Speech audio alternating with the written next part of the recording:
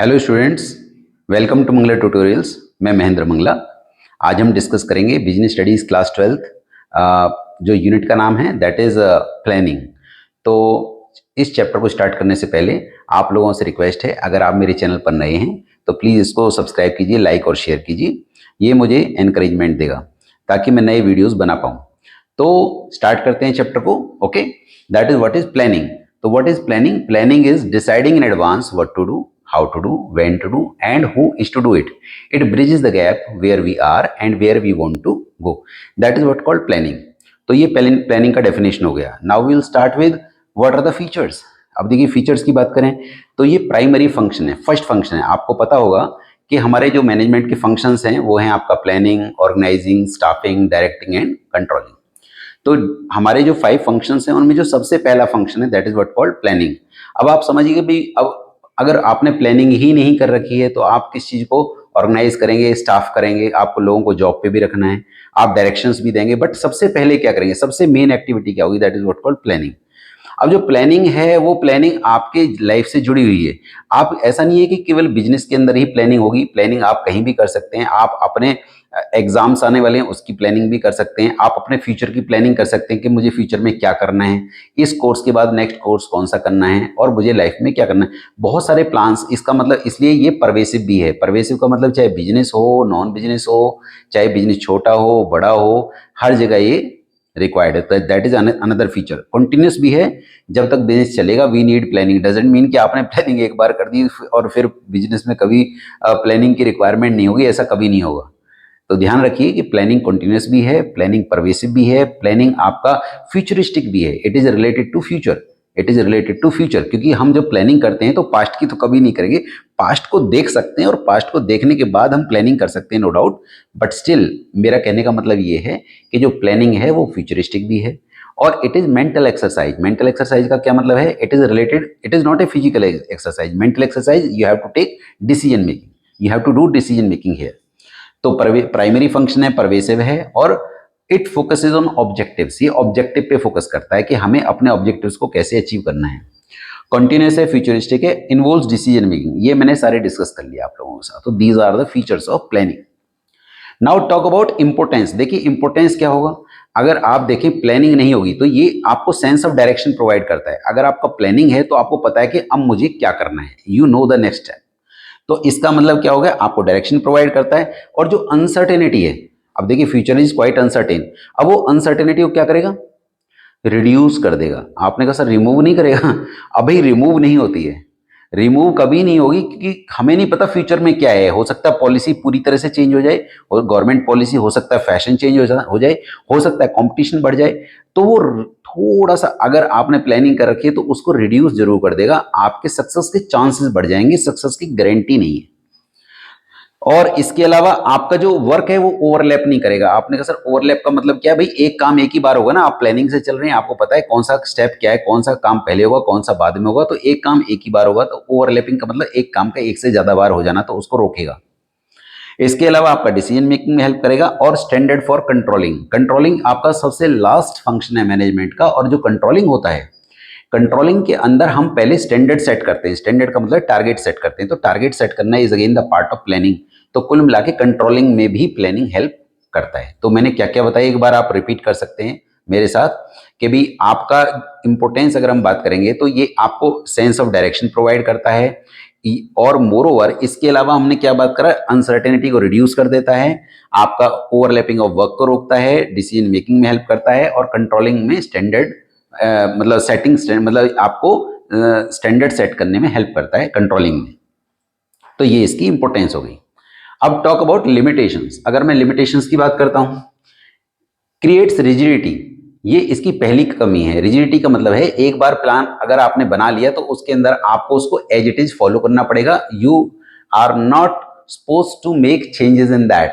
उसके अंदर आप बार बार चेंजेस करना अलाउड नहीं है। Whatever has been decided by the management you have to follow that. That means it creates rigidity. आप उसके अंदर अपनी फिर कोई नई इनोवेशन नहीं ला सकते। The time when the plan is being made, that time you can do innovation, but after the plan is ready तो you have to follow it in the same manner. Talk about can't work in the dynamic environment. अब देखिए जैसे जहां fashion बहुत जल्दी जल्दी change होता है, वहां आपने प्लानिंग कर भी ली तो it is of no use, उसका कोई यूज नहीं होगा, क्योंकि वहां पे बहुत जल्दी जल्दी चेंजेस आ रहे हैं। तो जब बहुत जल्दी जल्दी चेंजेस आते हैं तो वहां पे आप लॉन्ग टर्म पॉलिसीज या लॉन्ग टर्म प्लानिंग कर ही नहीं सकते, तो वहां प्लानिंग काम कर नहीं पाता है। तो ये इसका मतलब डायनेमिक, डायनेमिक का मतलब जो बहुत जल्दी जल्दी चेंज हो रहा है, तो ऐसे एनवायरनमेंट में काम नहीं करेगा। और रिड्यूसेस क्रिएटिविटी, क्रिएटिविटी रिड्यूस कर देगा। देखिए इसके साथ रिलेटेड है, रिजिडिटी क्रिएट करेगा मतलब क्रिएटिविटी को रिड्यूस करेगा। क्रिएटिविटी तब लाइए जब प्लान बन रहा है, जब वो प्रोसेस में, बनने के बाद आपको वो क्रिएटिविटी को रिड्यूस करेगा। You can't make frequent changes in that. Time consuming भी है, क्योंकि इसमें टाइम भी लगेगा और कॉस्ट भी लगेगी, पैसा भी लगेगा। जो लोग प्लानिंग कर रहे हैं आपको उनको पे करना पड़ेगा, तो टाइम कंज्यूमिंग है, टाइम कंज्यूमिंग है और कॉस्टली है। इसके अलावा ये it's not a guarantee of success. मैंने थोड़ी देर पहले बोला कि ये सक्सेस की गारंटी नहीं है, सक्सेस के चांसेस को बढ़ाता है केवल। तो ये मैंने लिमिटेशंस डिस्कस की। Up to the point we discussed meaning, features, importance and limitations. Talk about planning process. ये सबसे सबसे ज्यादा इंपॉर्टेंट टॉपिक है इस चैप्टर का, प्लानिंग प्रोसेस। एग्जाम में भी बहुत ज्यादा पूछा जाता है। तो जो प्लानिंग है उसका प्रोसेस की हम बात करेंगे एक एग्जांपल के साथ, क्योंकि इसके जो डिफरेंट स्टेप्स हैं वो सीक्वेंस में आने चाहिए। ये नहीं कि पहला स्टेप आपने आखिर में लिख दिया और लास्ट वाला पहले लिख दिया, यहाँ ऐसे नहीं चलेगा। तो सबसे पहले एक एग्जांपल ले लेते हैं। मान लीजिए आपने कहा सर मेरा दिल्ली जाने का प्रोग्राम है, मेरा दिल्ली जाने का प्लान है, तो ये भी एक प्लानिंग ही है। अब आप उसके लिए भी तो प्लान करेंगे ना, कि आपको मान लीजिए यहाँ से दिल्ली जाना है, आप जहाँ भी रहते हैं वहाँ से आपको एक पर्टिकुलर प्लेस पे जाना है। तो सबसे पहले आपने ऑब्जेक्टिव सेट किया कि चलिए हमें दिल्ली जाना है। अब ऑब्जेक्टिव सेट करने के बाद आप कुछ अजम्पशंस लेंगे। आपने कहा सर अजम्पशंस क्या है, उसको बोलते हैं प्रमाइस डेवलप करना, प्रमाइसेस। तो प्राइमेसिस को डेवलप करने का मतलब क्या होता है कि कुछ अजम्पशंस लेना। मान लीजिए आपको अज्यूम करना पड़ेगा कि आपको दिल्ली जाना है, तो भैया आपके पास टाइम भी है और मनी भी है। आपने कहा सर दोनों रिक्वायर्ड होते हैं, भाई दोनों ही चाहिए। आप पे टाइम नहीं है तो कैसे जाओगे, या फिर पैसे नहीं है तो कैसे आप जाएंगे। तो फॉर दैट हम कुछ चीजें अज्यूम कर लेते हैं कि आपके पास टाइम और मनी दोनों हैं। तो पहले हमने क्या किया, ऑब्जेक्टिव सेट किया कि दिल्ली जाना है, फिर हमने अजम्पशंस डेवलप किया, फिर हमने ऑल्टरनेटिव्स को सर्च करना चालू किया। ऑल्टरनेटिव्स भी तो होंगे ना, कि बाय बस जाएं, बाय कार जाएं, बाय ट्रेन जाएं, या फिर आप बाय एयर जाएं। तो इट डिपेंड्स। तो इसलिए आपको क्या करना है, आइडेंटिफाई करना है कि क्या क्या ऑल्टरनेटिव्स हैं दिल्ली जाने के लिए। अब आपने कहा चलिए सर हमने ऑल्टरनेटिव्स को आइडेंटिफाई कर लिया। अब आप उनको इवेल्युएट करेंगे। इवेल्युएट करना मतलब उनके अंदर से पॉजिटिव नेगेटिव देखेंगे एज पर योर नीड। मान लीजिए आप एक डॉक्टर हैं, world wide doctor, world class doctor हैं, और आपका एक एक मिनट कीमती है, एक एक मिनट की वैल्यू है आपकी। तो आप बाय एयर ही जाएंगे नो डाउट, बट एक पर्सन है जो जिसपे कुछ काम नहीं है, फ्री बैठा हुआ है और टाइम ही टाइम है, पैसे की शॉर्टेज है, तो वो सबसे चीपेस्ट सोर्स लेगा। मान लीजिए उसने लगा कि यार बाय ट्रेन जाना मेरे लिए सबसे सस्ता है। तो इसका मतलब ये एज पर द नीड आप उसको इवेल्युएट करेंगे कि इसके पॉजिटिव्स क्या रहेंगे, इस वाले जो आपका ऑल्टरनेटिव है उसके नेगेटिव क्या रहेंगे, तो आप उसको इवेल्युएट करेंगे। इवेल्युएट करने के बाद आप बेस्ट ऑल्टरनेटिव को सिलेक्ट करोगे। मान लीजिए आपने कहा सर बाय ट्रेन बिल्कुल मेरे लिए बेस्ट है, तो आपने बेस्ट को सिलेक्ट किया।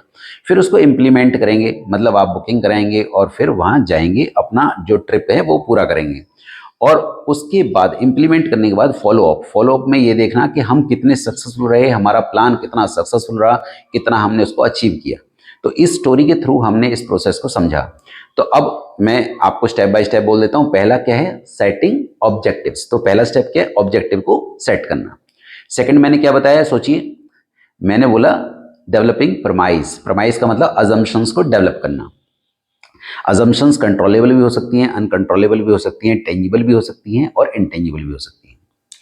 तो प्रमाइस डेवलप करना, अजम्पशंस डेवलप करना। नेक्स्ट मैंने क्या बताया, identifying alternative courses of action. Alternative courses of action को आइडेंटिफाई करना कि भी क्या क्या ऑल्टरनेटिव कोर्सेज ऑफ एक्शन हमारे हैं। और इसके अलावा उसके बाद हम क्या करेंगे, उनको इवेल्युएट करेंगे। इवेल्युएट करने का मतलब क्या हुआ कि हम देखेंगे कि इसका पॉजिटिव नेगेटिव क्या है, और बेस्ट ऑल्टरनेटिव को नेक्स्ट स्टेप में हम क्या करेंगे, सेलेक्टिंग द बेस्ट ऑल्टरनेटिव। फिर उसको इंप्लीमेंट करेंगे और फिर फॉलोअप। फॉलोअप का मतलब देखना कि हम कितने सक्सेसफुल रहे, और कुछ कमी रह गई तो नेक्स्ट टाइम उसको ध्यान में रखना। तो that is what called planning process. बहुत इंपॉर्टेंट है, मैं आपको बोल रहा हूं। Next is type of plans. अब टाइप ऑफ प्लान्स में बात करेंगे, तो जो टाइप ऑफ प्लान्स जो टॉपिक है काफी बच्चों को बोरिंग लगता है।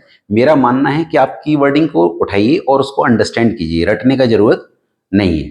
तो हमारे 3 टाइप के प्लान होते हैं। कुछ ऐसे होते हैं जो स्टैंडिंग और single use, neither standing nor single use. आपने कहा सर ये स्टैंडिंग का क्या मतलब है? इसका मतलब है जो लंबे टाइम तक टिके रहेंगे, जो लंबे टाइम तक यूज किए जाएंगे। और सिंगल यूज का मतलब है एक ही बार यूज होंगे। तो ना तो वो स्टैंडिंग है, ना तो लंबे टाइम तक चलेंगे, ना वो सिंगल यूज है। दूसरे हैं हमारे स्टैंडिंग प्लांट्स, जो कि एक बार बनने के बाद लंबे टाइम तक यूज किए जाएंगे, और सिंगल यूज जो एक ही बार यूज किए जाएंगे। तो आप हम स्टार्ट करते हैं स्टेप बाय स्टेप। पहला है आपका ऑब्जेक्टिव्स। अब जो ऑब्जेक्टिव्स हैं वो शॉर्ट टर्म भी होते हैं, लॉन्ग टर्म भी होते हैं। लॉन्ग टर्म ऑब्जेक्टिव्स को जब हम सेट करते हैं तो उसको अचीव करने में लंबा टाइम लग सकता है, बट शॉर्ट टर्म ऑब्जेक्टिव्स को हम एक टाइम बाउंड उसके अंदर अचीव करना होता है। तो ऑब्जेक्टिव्स होते हैं and points, that is the mission of the organization, mission और end point, that is what called objective। जैसे मान लीजिए हमारा ऑब्जेक्टिव है अपनी कंपनी को वर्ल्ड वाइड एक लीडर बनाना, तो ये ऑब्जेक्टिव हो सकता है। या एक शॉर्ट टर्म ऑब्जेक्टिव भी हो सकता है कि हमें अपनी कंपनी का जो सेल टारगेट है यहाँ तक अचीव करना है, तो that is something what called objectives. तो ऑब्जेक्टिव जो है वो टाइम टू टाइम चेंजेस किए जा सकते हैं, उनके अंदर कुछ मॉडिफिकेशंस किए जा सकते हैं। तो neither single use nor standing. तो इसका कीवर्डिंग क्या हुआ? ऑब्जेक्टिव्स आर एंड पॉइंट्स और they are the mission of the organization, that is what called, उसको हम क्या बोलेंगे? ऑब्जेक्टिव। की वर्डिंग्स को जरूर पकड़िएगा। Next is strategy. स्ट्रेटेजी का जो कीवर्ड है दैट इज कॉम्प्रिहेंसिव प्लान। आपने कहा सर कॉम्प्रिहेंसिव प्लान से हमारा क्या मतलब है? कॉम्प्रिहेंसिव प्लान से मतलब है कि एक ऐसा प्लान जिसके अंदर हम पूरा स्वॉट करते हैं। हम अपने स्ट्रेंथ्स को देखते हैं, वीकनेसेस को देखते हैं, अपॉर्चुनिटीज को देखते हैं, थ्रेट्स को देखते हैं। स्ट्रेटेजीज हिंदी में हम इसको बोलते हैं कूटनीति। मतलब आज की डेट में स्ट्रेटेजी की इतनी ज़्यादा इंपॉर्टेंस है, और इसलिए हम इसको सिंगल यूज भी नहीं बोल रहे हैं, ना स्टैंडिंग बोल रहे हैं, क्योंकि इसके अंदर हमें modifications time to time as per the situation करने होते हैं। और यूजुअली स्ट्रेटेजी जो बनाई जाती है उसका बेसिक पर्पज होता है कि हम अपने कॉम्पिटिशन को कैसे फेस करें, कैसे हम उसका हम कैसे सामना करें, तो किस तरीके से हमें अपने कॉम्पिटिटर से आगे निकलना है और कैसे उनको फेस करना है, that is something what called strategy. Strategy मतलब कूटनीति। पहले क्या हुआ होता था कि जब दो दो जो किंग्स वॉर करते, जब वॉर चल रही होती दो किंग्स के बीच में, तो जो इवनिंग के टाइम बैठ के वो नेक्स्ट डे का प्लान करते थे उसको कूटनीति बोलते थे। अंडरस्टूड? जैसे चाणक्य की कूटनीति बोलते हैं, चाणक्य की कूटनीति बड़ी पॉपुलर है। इसी तरीके से जो कूटनीति जो स्ट्रेटेजी हम अपने बिजनेस में फॉलो करते हैं बिजनेस के अंदर, वो that is what called comprehensive plan, जिसके अंदर हम ओवरऑल एनवायरनमेंट को, बिजनेस एनवायरनमेंट को क्लोजली वॉच करने के बाद हम अपनी जो वो स्ट्रेटेजी के अंदर मॉडिफिकेशंस करते हैं। तो that is what called strategy. Talk about standing plans. Standing plan में पहला है पॉलिसी। पॉलिसी का जो कीवर्डिंग है they are general guidelines. General guidelines ये आपको लिखना ही है एग्जाम में। General guidelines which helps while taking decision. Decision लेने में हेल्प करता है। आपने कहा सर कोई एग्जांपल दे दीजिए। मान लीजिए आप एचआर डिपार्टमेंट में हैं और जो कंपनी की पॉलिसी है कि 25 ईयर्स से कम की एज की और 70 ईयर्स के ज़्यादा की एज के पर्सन को जॉब पे नहीं रखना है, तो अब ये डिसीजन मेकिंग में हेल्प करेगा। अब एक पर्सन आया जिसकी एज 23 है, उसने अप्लाई कर रखा है, तो डेफिनेटली उसका जो एप्लीकेशन फॉर्म है वो रिजेक्ट हो जाएगा। तो डिसीजन मेकिंग में हेल्प कर रहा है। या जैसे मान लीजिए कस्टमर कह रहा है कि भाई हमें आप उधार दे दीजिए, कंपनी की पॉलिसी को उधार नहीं देंगे। या कोई कस्टमर कह रहा है कि आप थोड़ा रेट डाउन कर लीजिए, बार्गेनिंग कर रहे हैं, कंपनी कहती है फिक्स रेट है, तो that is something what called policy कि हम रेट कम नहीं करेंगे। तो पॉलिसीज जो होती हैं वो आपकी फाइनेंस से रिलेटेड हो सकती हैं, एचआर से रिलेटेड हो सकती हैं, प्रोडक्शन से रिलेटेड हो सकती हैं। तो जो पॉलिसीज हैं दे helps while taking decision. Next is procedures. अब आपने कहा सर ये प्रोसीजर क्या है? Chronological sequence. क्रोनोलॉजिकल का मतलब होता है डेट वाइज, क्रोनोलॉजिकल मतलब स्टेप वाइज। टेकिंग क्रोनोलॉजिकल मतलब क्रोनोलॉजिकल स्टेप्स, मतलब what is procedure? Procedure tell us the chronological order of doing particular activity. आपने कहा सर कोई एग्जांपल दीजिए इसमें। तो एग्जांपल जैसे मान लीजिए मैंने कहा कि मुझे आपके स्कूल में एडमिशन लेना है, तो क्या प्रोसीजर है? अब आप बताएंगे भाई, या मुझे अपने बच्चे का एडमिशन कराना है स्कूल में, तो क्या प्रोसीजर है? तो आप बोलेंगे सर देखिए पहले आप वहाँ से एक प्रोस्पेक्टस लेंगे, उसको फिल करके जमा करेंगे, फिर वो आपको एक डेट देंगे जिसके अंदर आपको बच्चे को एक टेस्ट करवाना है, मतलब उसका वो एक रिटन टेस्ट लेंगे। उसके बाद अगर उसका फिर रिजल्ट निकलेगा, फिर रिजल्ट निकलने के बाद फिर आप वहाँ आएंगे और अपना वहाँ पे फीस जमा करके एडमिट कार्ड वगैरह लेंगे, जो भी है। तो you are telling us the step by step procedure of taking admission in the school. तो सेम वे किसी बिजनेस में कोई पर्टिकुलर एक्टिविटी का कोई प्रोसीजर हो सकता है। जैसे मान लीजिए कि आपने सामान बेच दिया, अब पैसा कलेक्ट नहीं हो रहा है, तो पहला स्टेप ये होगा कि भी आप पहले उसको टेलीफोनिकली कॉल कीजिए या मेल कीजिए। अगर उसका जवाब नहीं दे रहा है तो पर्सनली मीट कीजिए। अगर उसका भी पॉसिबिलिटी नहीं आ रहा है तो फिर आप यू टेक लीगल एक्शन। तो ये प्रोसीजर स्टेप बाय स्टेप्स हैं। तो how to collect your money from the debtors. तो chronological sequence of doing the particular activity is what called procedure. तो ये भी आपका स्टैंडिंग होता है, लंबे टाइम तक चलता है। मेथड क्या बताता है? मेथड बताता है कि जो प्रोसीजर की जो डिफरेंट एक्टिविटीज़ हैं उनको करने के डिफरेंट मेथड्स हो सकते हैं। जैसे मान लीजिए आपने एक स्टेप है ट्रेनिंग देना एम्प्लॉइज़ को, मतलब उनको आपको उनकी नॉलेज को एनहांस करने के लिए पहला मतलब प्रोसीजर का कोई एक स्टेप है कि उनको ट्रेनिंग देना है। अब ट्रेनिंग के भी दो टाइप के मेथड्स हो सकते हैं, ऑफ द जॉब हो सकता है, ऑन द जॉब हो सकता है। तो आपका जो मेथड है वो बताता है कि प्रोसीजर की डिफरेंट एक्टिविटीज़ को कैसे एग्जीक्यूट करना है। आपने कहा सर कोई और एग्जाम्पल? जैसे हमारा जो स्टॉक जो हमारे पास और हमारे बिजनेस के अंदर जो सामान बचा हुआ है उसकी वैल्यूएशन करनी है, तो दो मेथड होते हैं, LIFO method last in first out and FIFO first in first out. तो मेथड बताता है कि उसका उस पर्टिकुलर एक्टिविटी को किस तरीके से करना है, बेस्ट वे क्या है। रूल रूल बताता है, ये भी एक स्टैंडिंग प्लान है। रूल बताता है what to be done what not to be done in a particular situation. जैसे मान लीजिए आपने ऑफिस में जैसे एंट्री की, वहां लिखा हुआ है नो स्मोकिंग जोन, तो वो रूल है। अब आपने अरे ये पनिशेबल होते हैं। मजेदार बात क्या है रूल्स की कि ये पनिशेबल होते हैं। पनिशेबल का मतलब क्या हुआ कि अगर आप इनको फॉलो नहीं करेंगे या ब्रेक करेंगे तो then you will be punished. तो रूल्स बताते हैं what to be done what not to be done in a particular situation, तो दे आर पनिशेबल। तो rules is again a standing plan, लंबे टाइम तक चलेगा।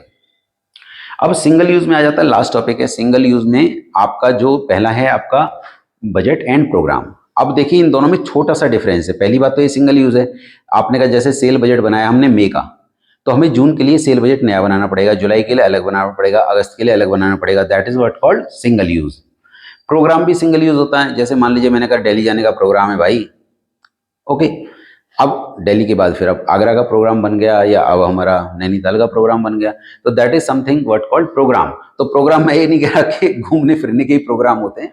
प्रोग्राम कुछ और भी हो सकते हैं। मान लीजिए कोई जैसे ऑर्गेनाइजेशन के अंदर भी कोई पर्टिकुलर प्रोग्राम, आप कोई ट्रेनिंग प्रोग्राम चला सकते हैं कि ट्रेनिंग प्रोग्राम है जी। अब ट्रेनिंग प्रोग्राम जैसे ही ट्रेनिंग खत्म हुई प्रोग्राम भी खत्म हो गया। तो ये पर्टिकुलर टाइम पीरियड के लिए ही होता है, कम टाइम पीरियड के लिए होता है। तो दोनों में डिफरेंस क्या है? आप बोलेंगे सर अगर ये दोनों सिंगल यूज हैं तो दोनों में डिफरेंस क्या है? देखिए जो बजट होता है they are numerically expressed, numbers में एक्सप्लेन होता है कि जो सेल बजट है कि इतनी सेल टारगेट है, इतनी क्वांटिटी सेल होनी चाहिए, या प्रोडक्शन टारगेट है इतनी यूनिट्स प्रोड्यूस होनी चाहिए। तो जो प्रोडक्शन बजट है या सेल बजट है जो पर्टिकुलर मंथ के लिए बनाए जाते हैं तो दे आर न्यूमेरिकली एक्सप्रेस्ड। और जो प्रोग्राम होते हैं वो प्रोग्राम न्यूमेरिकली एक्सप्रेस नहीं होते हैं। तो that is the basic difference between the to. और मोर ओवर जब हम बात करते हैं बजट या प्रोग्राम की, they are comprehensive plan. Comprehensive का मतलब है इसके अंदर सारी चीजें एक्सप्लेन करनी होती हैं कि overall from the beginning till and कि भी ये काम कैसे होगा। जैसे ट्रेनिंग प्रोग्राम है तो ट्रेनिंग प्रोग्राम कब स्टार्ट होगा, किस तरीके से ट्रेनिंग देनी है और किस तरीके से वो उसका इम्प्लीमेंटेशन होना है, और लास्ट में उसका कंक्लूजन के भी रिजल्ट क्या निकला वो सब हमें देखना है। तो ओवरऑल हमें डिसाइड करना पड़ता है। तो they are comprehensive, both are comprehensive, but the difference between the two is कि जो बजट होता है वो न्यूमेरिकली एक्सप्रेस होता है और प्रोग्राम न्यूमेरिकली एक्सप्रेस नहीं होता है। तो होप सो मैंने आप लोगों से ये पूरा यूनिट डिस्कस किया, आप लोगों को काफ़ी समझ में भी आया होगा। And thank you so much for watching my video.